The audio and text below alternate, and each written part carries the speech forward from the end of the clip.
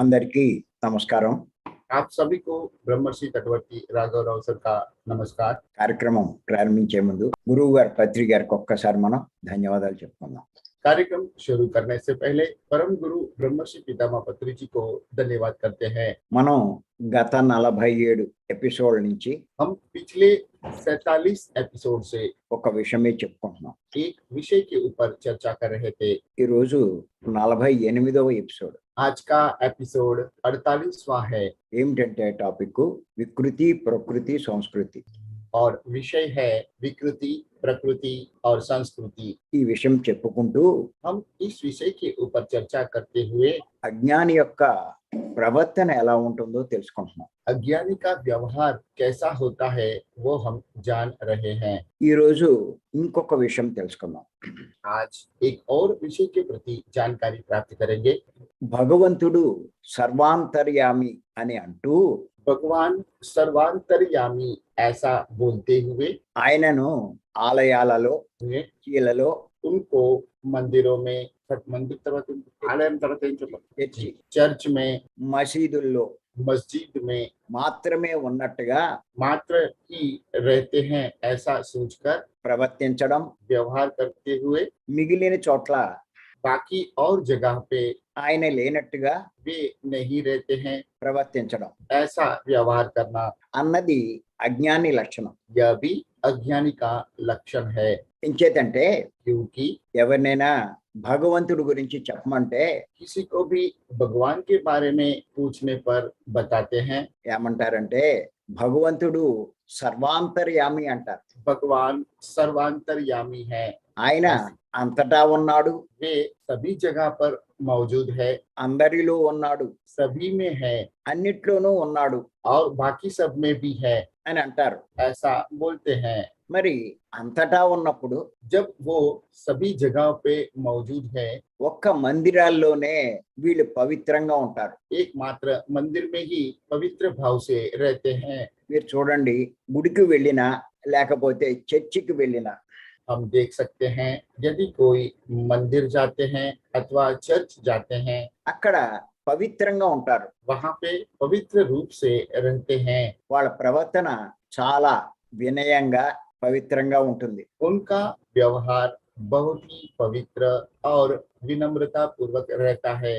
కానీ బయటికి వచ్చిన తర్వాత చూస్తే लेकिन बाहर आने के बाद में देखते हैं तो వాళ్ళ ప్రవర్తన ఆ రకంగా ఉండదు. उनका व्यवहार उस तरह से नहीं रहता है।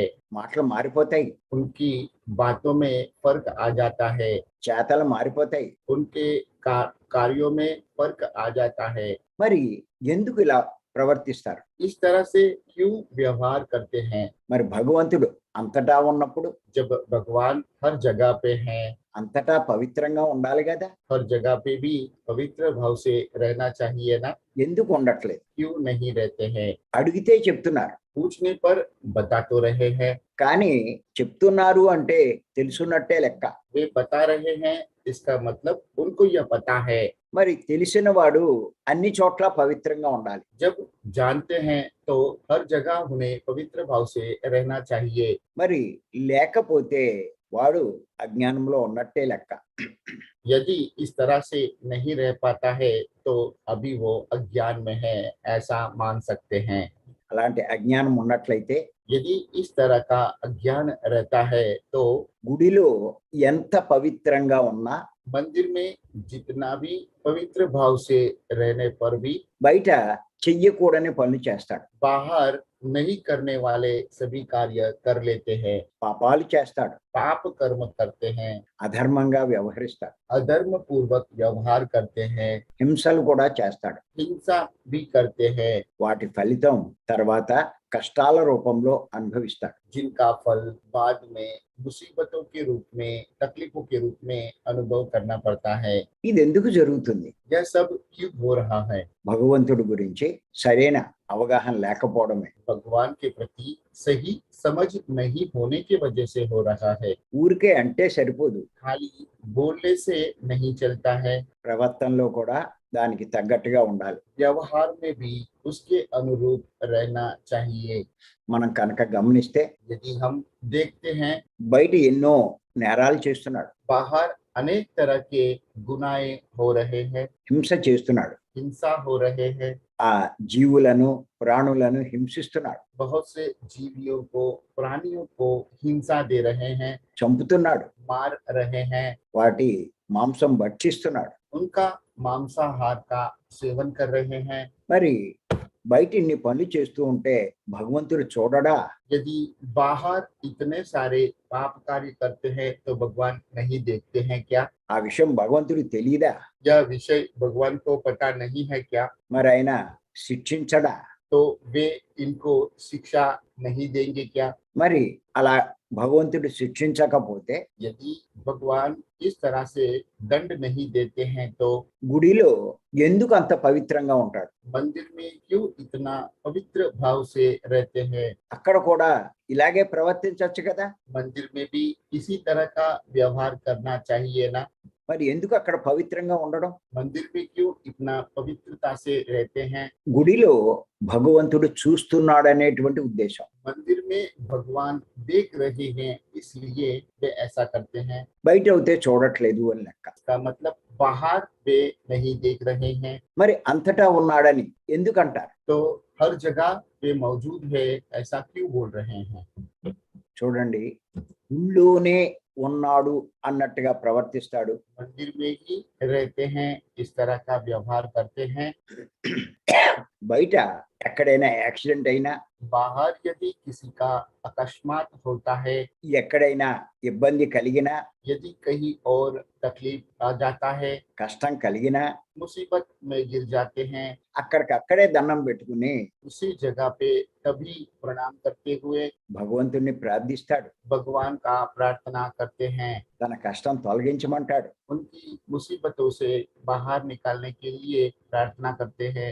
మరి బయట భగవంతుడు లేనప్పుడు यदि बाहर भगवान नहीं है तो అక్కడ వీడు ప్రార్థించిన ప్రయోజనం ఏంటి? उस जगह पे उनका प्रार्थना करने का क्या मतलब है?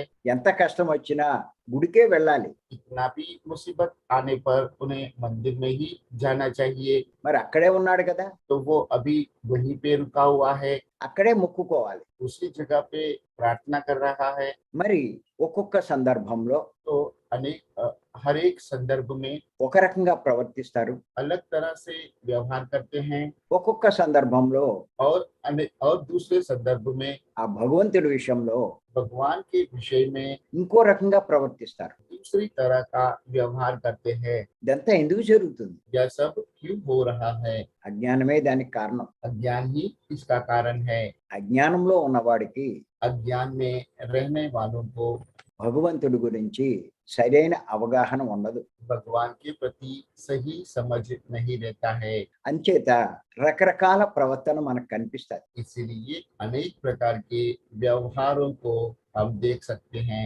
ఒక్కొక్క సందర్భంలో లేనట్టుగా ఉంటారు, कुछ संदर्भ में नहीं है ऐसा व्यवहार करते हैं, ఒక్కొక్క సందర్భంలో భగవంతుడు ఉన్నట్టుగా ప్రవర్తిస్తారు. और दूसरे संदर्भ में भगवान है ऐसा व्यवहार करते हैं। కానీ ఒకటే గుర్తుపెట్టుకోండి, लेकिन एक ही बात को ध्यान में रखिए, మీరు ఎలా అనుకున్నా, आप चाहे कैसे भी सोच लीजिए, మీరు ఎలా ప్రవర్తించినా, आप चाहे कैसा भी व्यवहार कर लीजिए, మీరు ఎక్కడ పవిత్రంగా ఉన్నా, आप चाहे कहीं पे भी पवित्रता से रहोगे ఎక్కడ పవిత్రంగా లేకపోయినా अथवा कहीं पे पवित्रता से नहीं रहोगे, భగవంతుడు भगवान అంతటా ఉన్నాడు, అన్ని చోట్ల ఉన్నాడు सभी स्थानों पर है।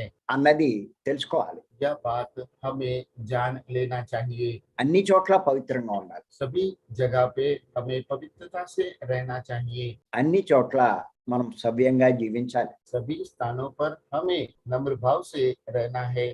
మీరు చూడండి, हम देख सकते हैं గుడిలోకి పిల్లలతో వెళ్తారు, मंदिर में बच्चों के साथ में जाते हैं, ఆ పిల్లలు అల్లరి చేస్తూ ఉంటారు, बच्चे वहाँ पे मस्ती करते हैं, గట్టిగా అరుస్తూ ఉంటారు. जोर जोर से चिल्लाते हैं, ఏమిట్రా గుళ్ళో అల్లరి చేస్తారు, अरे मंदिर में क्यों इतना शोर कर रहे हो, ఎందుకు అలా కేకలేస్తారు क्यों इतना चिल्ला रहे हो, అని చెప్పి జాగ్రత్తగా ఉండండి, ऐसा बोलते हुए सावधानी से रहने के लिए कहते हैं। ఇలా తప్పు అని కూడా ఇలా చెప్తారు. इस तरह का व्यवहार गलत है ऐसा बोलते हैं।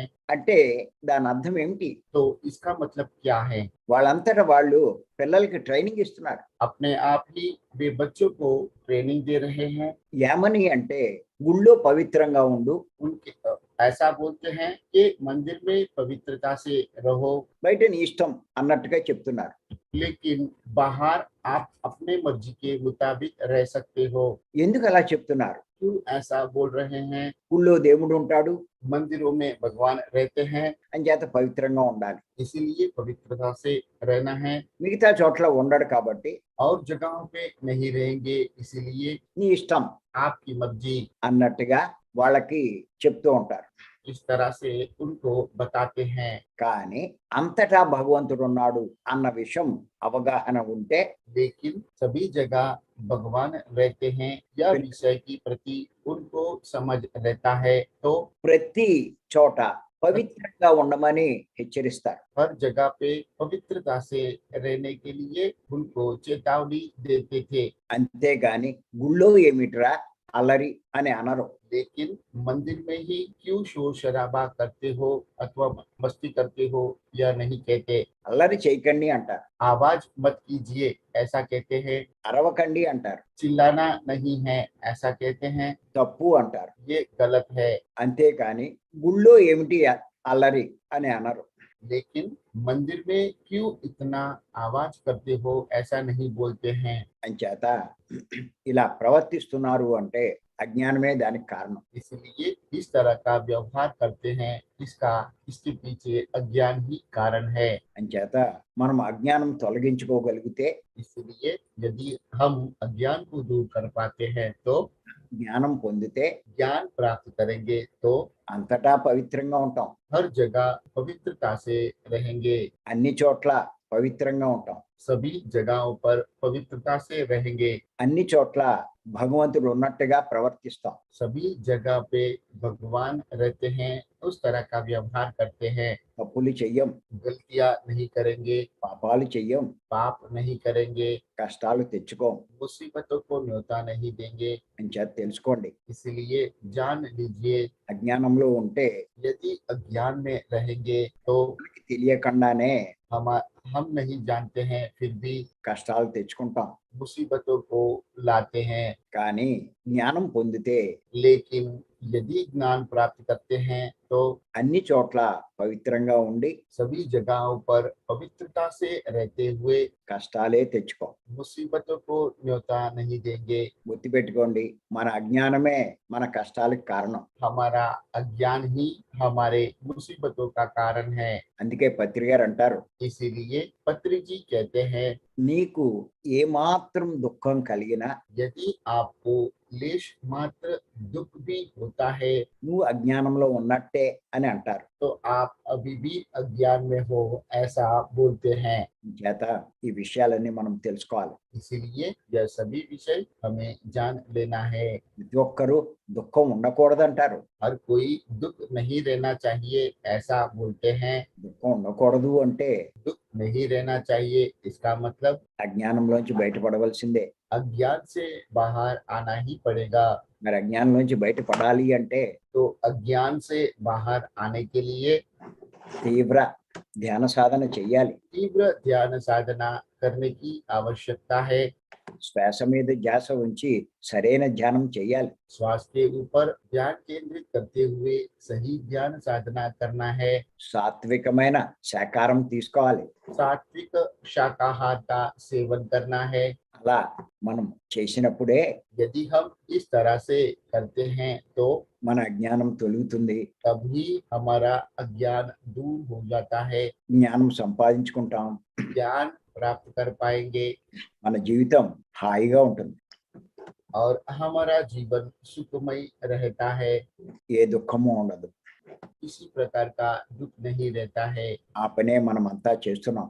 हम सभी वही काम कर रहे हैं। ప్రతిరోజు తీవ్రంగా ధ్యానం చేస్తున్నాం. हर दिन तीव्र ध्यान साधना कर रहे हैं। సైలెన్స్ గా ఉండి శ్వాస మీద ధ్యాస ఉంచుతున్నాం. साइलेंस से रहते हुए श्वास के ऊपर ध्यान केंद्रित कर रहे हैं। మరి ఇప్పటికే ఎంతో మార్పు తెచ్చుకున్నాం. अब तक ही हम में अनेक बदलाव ला चुके हैं ఇంకా తెచ్చుకుంటాం. और भी लाएंगे। అన్ని చోట్ల పవిత్రంగా ఉంటాం. सभी जगहों पे पवित्रता से रहेंगे। అన్ని చోట్ల భగవంతుడు ఉన్నట్టుగానే ఉంటాం. सभी जगहों पे भगवान रहते हैं, उसी तरह से व्यवहार करेंगे। ఎంచేతంటే ఇక్కడ ఒక చిన్న ఉదాహరణ చూద్దాం. इसके उपलक्ष्य में एक छोटा सा उदाहरण पेश कर रहे हैं। ఒక గురువు గారు భగవంతుడి గురించి శిష్యులందరికీ బోధిస్తున్నాడు. एक गुरु भगवान के प्रति सभी शिष्यों को प्रबोधन दे रहे हैं। ఎన్నో రకాలుగా బోధించాడు. अनेक प्रकार के प्रबोधन दे चुके हैं। కొన్ని రోజులు పోయిన తర్వాత कुछ दिनों के पश्चात అసలు తాను బోధించింది వాళ్ళు ఎంతవరకు అర్థం చేసుకున్నారు, उन्होंने जितना प्रबोधन दिया है उसके ऊपर शिष्यों ने कितना समझ लिया है, వారికి ఒక పరీక్ష పెట్టాలనుకున్నాడు. उसके लिए उनको एक परीक्षा लेकर कसौटी करना चाहते थे। అందులో కొంచెం బాగా నేర్చుకున్న నలుగురు శిష్యుల్ని పిలిచాడు. उनमें से ज्यादा गंभीरता से सीखने वाले 4 शिष्य बुलाते हैं। వాళ్ళకి ఒక్కొక్కళ్ళకి ఒక్కొక్క అరటిపండు ఇచ్చాడు. उन चारों शिष्यों को प्रत्येक को एक एक केला देते हैं। వాళ్ళకి ఏం చెప్పాడంటే, फिर उनको ऐसा बोलते हैं, ఈ అరటిపండు మీరు ఎక్కడికి వెళ్తారో నాకు తెలియదు, इस केले का फल को आप कहाँ जाओगे मुझे पता नहीं, ఎవ్వరూ చూడకుండా మీరు తినాలి అన్నాడు. कोई भी नहीं देखते हुए इसे खाना है। అప్పుడు వారంతా తలకో ప్రదేశానికి వెళ్ళారు. तभी सभी शिष्य अपने अपने जगह पे चले गए। ఒకడు కొండ గుహలోకి వెళ్ళాడు. कोई पहाड़ की गुफा में जाकर गया है। కొండ గుహ. अरे पहाड़ गुफा जपन था। ఆ, అక్కడ ఎవరూ లేకపోవడంతో అక్కడ తిన్నాడు. वहाँ और कोई नहीं है, इसलिए उसने वहाँ पे वो केले का फल को खा लिया। ఇంకొకడు ఒక గదిలో తలుపులు వేసుకుని అక్కడ తిన్నాడు. दूसरा शिष्य एक कमरे में जाकर दरवाजा बंद कर कर वहाँ पे खा लिया। ఇంకొకడు బహిరంగ ప్రదేశంలో ఒంటరిగా ఎవ్వడూ లేని చోట వెళ్ళి అక్కడ తిన్నాడు. और एक शिष्य खुले जगह पे जब वहाँ पे कोई नहीं है उस समय में खा लेता है। కానీ ఒకడు తినకుండా వచ్చేసాడు. लेकिन एक और शिष्य उस फल को खाए बिना ही आ जाता है। మిగతా శిష్యులు కూడా వచ్చారు. उसी जगह पे बाकी शिष्य भी आ जाते हैं। మరి ఈ నలుగురు గురువు గారికి ఏమని చెప్పారంటే, तब चारों शिष्यों ने गुरु को ऐसा बोलते हैं, మేము ఎవరు చూడకుండా తిన్నాము అన్నారు. हमने किसी को भी नहीं देखते हुए फल को खा लिया, ऐसा बोलते हैं। ఒక్కడు మాత్రం తిరిగి ఇచ్చేశాడు पंडु। लेकिन उनमें से एक शिष्य ने फिर से वो फल को गुरु को लौटा दिया।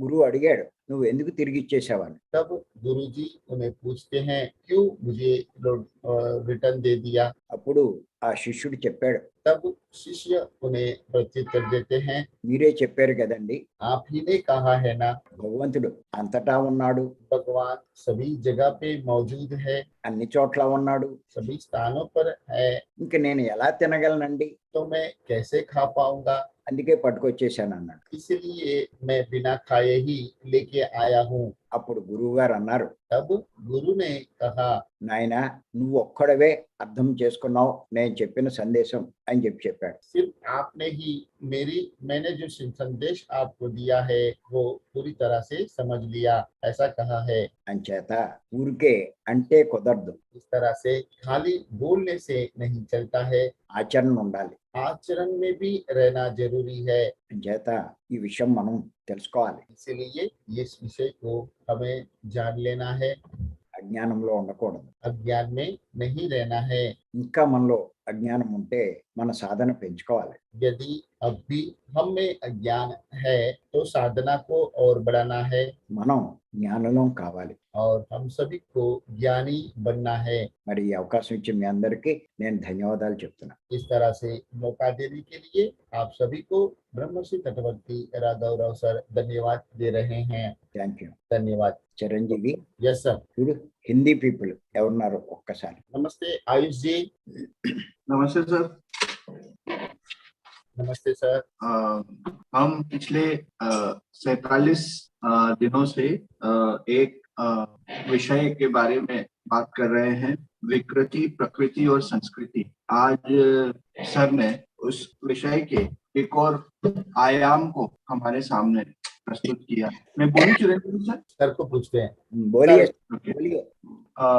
आज सर ने बताया कि अज्ञानी का आचरण कैसा होता है। हर कोई यह कहता है कि भगवान सर्वत्र विराजमान है, सर्व अंतर्यामी है। जब वह सब जगह मौजूद है तो फिर चर्च, मंदिर, मस्जिद में इतनी पवित्रता का ख्याल क्यों रखते हैं? क्यों केवल इन जगहों पे ही पवित्रता का ख्याल रखते हैं? कुछ लोग जब इन जगहों पे जाते हैं तो पवित्र रहते हैं, परंतु बाहर आते हुए वही अपवित्र व्यवहार करते हैं। जो काम ना करना हो वही काम करते हैं। असली में भगवान के प्रति समझ ना होने से ही यह ऐसे कार्य होते हैं। अज्ञान के कारण ही ऐसे कार्य होते हैं। बाहर वे लोग अनेक तरह के गुनाह करते हैं, प्राणियों को मार के खाते हैं, झूठ, चोरी जैसे अनेक बुरे कार्य करते हैं। तब क्या भगवान इन्हें नहीं देखता? कहते हैं कि भगवान सर्व अंतर्यामी है और फिर ऐसे कार्य भी करते रहते हैं। तो ऐसे लोग अलग अलग संदर्भ में अलग तरह का व्यवहार करते हैं। यही अज्ञान है, यही भगवान के प्रति सही समझ का अभाव है। अगर भगवान सब जगह मौजूद है तो हमें सब जगह पवित्रता से ही रहना चाहिए। बच्चे जब मंदिर में जाते हैं तब वे खूब मस्ती करते हैं, हम उन्हें रोकते हैं, हम उन्हें कहते हैं यहाँ पवित्रता धारण करने की आवश्यकता है। यदि हम अज्ञान में रहेंगे तो अनजाने ही ये sir they say to their children, why you are doing this mischief in the temple like this, they yes told them. वे अपने बच्चे को कहते हैं इस पवित्र जगह आकर भी आप इस तरह का मस्ती क्यों कर रहे हैं? यदि हम अज्ञान में रहेंगे तो अनजाने में ही मुसीबतों को लाएंगे। पत्री सर कहते हैं कि अगर आपको लेश मात्र भी दुख है तो इसका कारण अज्ञान है। दुख अज्ञान से ही आता है। अगर हमें दुख को दूर करना है तो हमें तीव्र ध्यान साधना करनी होगी। हम इस मंच पे रोज नित्यदिन तीव्र ध्यान साधना कर रहे हैं। हम में से लगभग सभी के जीवन में कुछ ना कुछ बदलाव आए हैं और आगे भी आते रहे। अंत में सर ने एक उदाहरण के रूप में समझाया कि एक गुरु ने कई वर्षों तक शिष्यों को ज्ञान दिया। अंत में उनकी परीक्षा लेने हेतु सभी को एक एक फल दिया और कहा 4 शिष्यों को लिया और चारों को कहा कि इस फल को वहां खाना जहां तुम्हें कोई भी ना देखता हो। तो एक शिष्य गुफा के अंदर गया, देखा कि वह अकेला है, उसने फल को खा लिया। दूसरा शिष्य एक अकेले कमरे में गया, वहां उस फल को खा लिया। तीसरा शिष्य एक सुनसान जगह पे गया, एकांत जगह पे गया, वहां पे उस फल को खा लिया। चौथा शिष्य वह फल नहीं खा पाया। जब चारों शिष्य एकत्रित हुए गुरु के समक्ष तो इस चौथे शिष्य ने वह फल गुरु को लौटा दिया और कहा कि आपने गुरुजी शिक्षा दी है कि भगवान सर्वत्र विराजमान है, तो मुझे कोई ऐसा अवसर नहीं मिला, कोई ऐसी जगह नहीं मिली जहाँ पे कि भगवान ना हो, जहाँ पे मुझे कोई ना देखता। अतः यह फल मैं आपको लौटा रहा। गुरु ने उस शिष्य को शाबाशी दी और कहा कि यही शिष्य मेरी बात पूरी तरह से समझा है। हमें भी गुरु की शिक्षा को सिर्फ बोलना नहीं है, उसे आचरण में भी लाना है। यदि ऐसा करना है तो हमें अपनी साधना बढ़ानी होगी। यह संक्षेप में सर का जो मुझे समझ में आया वह मैंने बताया। तटवर्ती सर को बहुत बहुत प्रणाम। हर दिन सर इतनी अच्छी अच्छी शिक्षाएं देते हैं, एक एक विषय को अलग अलग आयाम में हमें समझाते हैं, जिसमें पूर्ण रूप से वह विषय हमें समझ में आ जाए। तटवर्ती सर को बहुत बहुत प्रणाम। Thank you sir. Thank you. Thank you. आत्मवंदन सर, आत्मवंदन। Namaste. आत्मवंदन सर, तत्वती सर। Namaste. Namaste. सर अपना वीडियो ऑन करेंगे। Sir, please unmute, sir. You are in mute. Anil yes जी, सर। जी अब बताइए sir. Sir good morning sir. Chiranjeev sir आपको भी गुड मॉर्निंग। यहाँ ध्यान में सब बैठे हैं, सबको मेरा आत्मवंदन। जो आयुष जी ने जो बात कही, बहुत अच्छी बात कही उन्होंने, और सर का जो आज का जो विचरण था बहुत अच्छा था। Thank you sir, thank you sir. So you have understood the essence. Sir आज का संदेश आपको समझ में आ गया है ना? Yes sir. Thank you.